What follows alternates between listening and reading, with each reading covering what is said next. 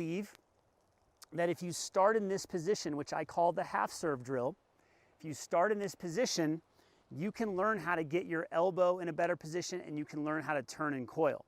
Because now we're eliminating all of this extra motion right here. We're setting the racket in this position right here.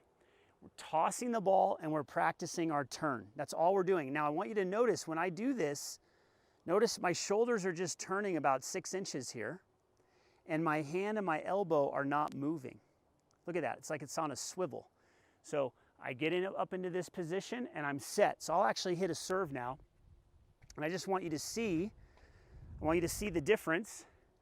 Not the difference, I want you to see the half serve. So I'm gonna set the racket. Now notice how the hand is on the dominant side of the body, the hitting side of the body, and all I focus on is turning. Okay, I'll do one more. So I set the racket, my arm is at a 90-degree angle. So my lower arm and my upper arm are at a 90-degree angle, and I hit my serve. Now, I assign this drill to players and even my VIP clients, and sometimes they struggle with it. This beginning position, they don't set up correctly. They maybe start down here, or maybe their arm is straight like this, or maybe their wrist is cocked like this, or maybe they start with their racket. So even though I give them the drill and they see the video, they're not able to start in the correct position. They might even have the racket like this, like they're about to do the old back scratch. Okay, I don't recommend the back scratch as the start of the half serve. What I like to show players is they set the hand or the arm at a 90-degree angle, and the racket tip is pointed up and towards the net, and there's play in the wrist. So the wrist is not stiff. There's a little bit of relaxation. Now, players struggle finding that position. Now, even if they can find that position, I still see players struggle because they'll turn, and then they'll drop their elbow like this. So their move looks something like this. And of course, we don't want a low elbow. So there's a modification that I want to give you, and it's one that can really help players, especially at the club level. If I set a player in this position and they turn and they drop their elbow, you'll see this racket position right here. They'll turn and they'll take their racket like this. We have to give a modification. So I simply like to bring the hand closer to the head. So imagine if I was going to throw a ball, instead of being back here, I'm going to start with my hand really close to my ear like this.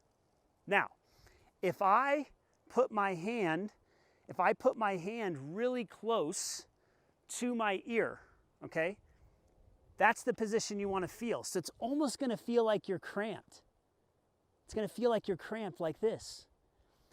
So instead of being here when you start and turning like I was showing earlier, because again, players struggle with this sometimes, I make them bring it all the way in. So it's going to feel like, hey, my racket is right on top of my head right here. And my hand is really close to the ear. So it's like throwing a ball. I'm right here before I go. I set the hand, and you'll notice if I were to throw a ball, look at how there's a little bit of play in my wrist. It's a little bit relaxed. So now all I do is I just put the racket in my hand. I'm not here. I'm in here. I'm in tight. A lot of players, when they turn, they get that hand to go away. That's their natural motor pattern. That's what works for them, but it's not efficient. Now, one more little tip I want to give you around this.